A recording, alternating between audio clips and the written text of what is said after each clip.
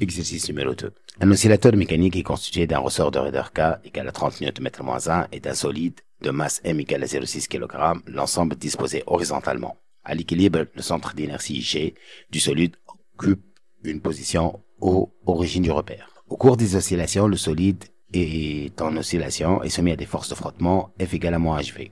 Un dispositif approprié permet d'entretenir ces oscillations en exerçant une force excitatrice F égale à F max sinus oméga t fois vecteur unitaire I. Premièrement, établir l'équation différentielle relative à X. Deuxièmement, on donne la représentation de Fresnel à l'échelle 1 Newton égale à 1 cm.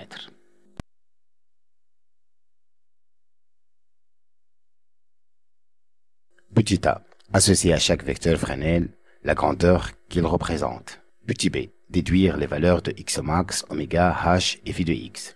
Donner les expressions de x de t, f de t et v de t. Petit t, représenter x de t et f de t sur le même repère. Troisièmement, on fait varier la pulsation de l'excitateur, on constate que x devient en quadrature retard par rapport à f de t. Petit a, donner la nouvelle représentation de Fresnel. Petit b, doit-on augmenter ou diminuer la pulsation pour avoir ce résultat? Petit c, comparer f de t et v de t, quel phénomène obtenu? Réponse. Premièrement, système solide, bilan des forces F, force excitatrice, petit f frottement, T tension du ressort, R et P. RFD, F plus T plus R plus P égale à M1. On fait la projection donc sur l'X', ça donne F plus T plus petit f égale à M1. Alors F plus 0 moins HV. Alors F est moins HV, T est moins KX égale à M1.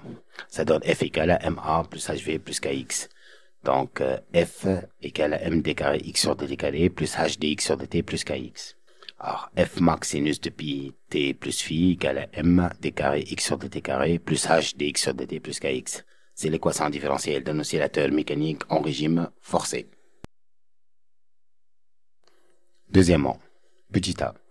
Alors, on a K fois X égale à K X max sinus oméga T plus phi de X. Ça donne donc OA de K X max plus phi de X. Alors là, on a H de X sur dt égale à H fois oméga fois X max sinus oméga T plus phi de X plus pi sur 2. Donc, ça fait AB. H oméga X max phi de X plus pi sur 2.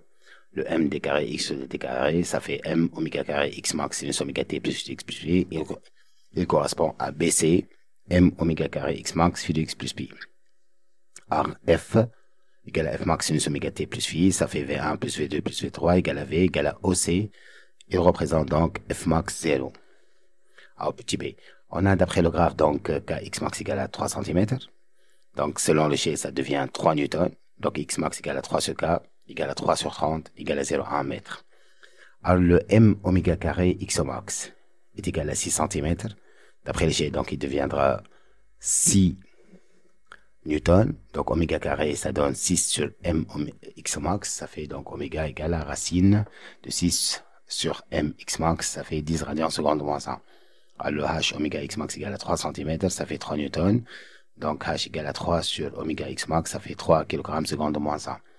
Alors, phi de f en phi de x, on va le mesurer grâce à un rapporteur, ça fait 3 pi sur 4.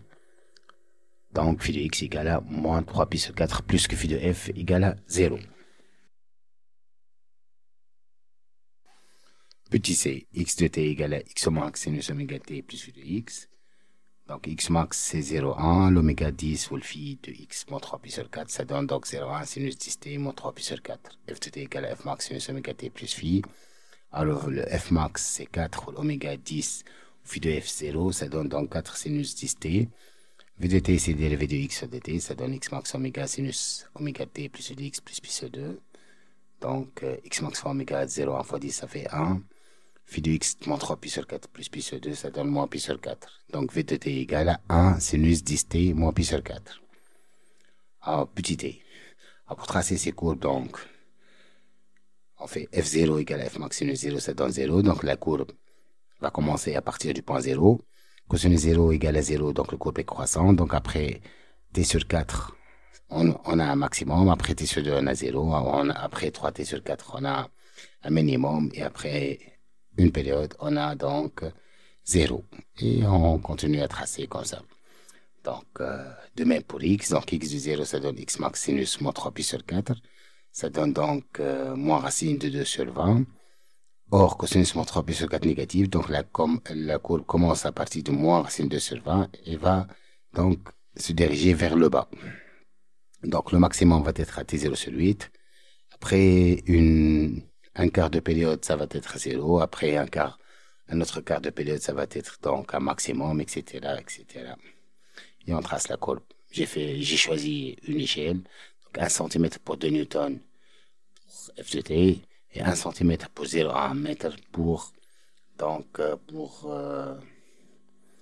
courbe de x de t.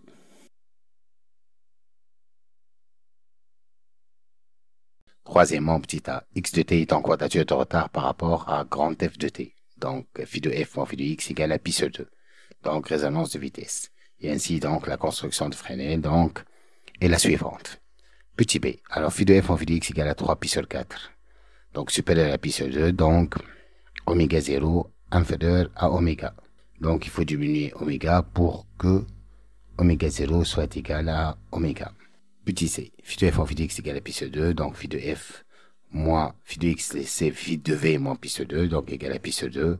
Donc phi de f moins phi de v égale à pi sur 2, égale à pi sur, plus pi sur 2 égale à pi sur 2, donc phi de f moins phi de v égale à 0, donc f et v sont en phase.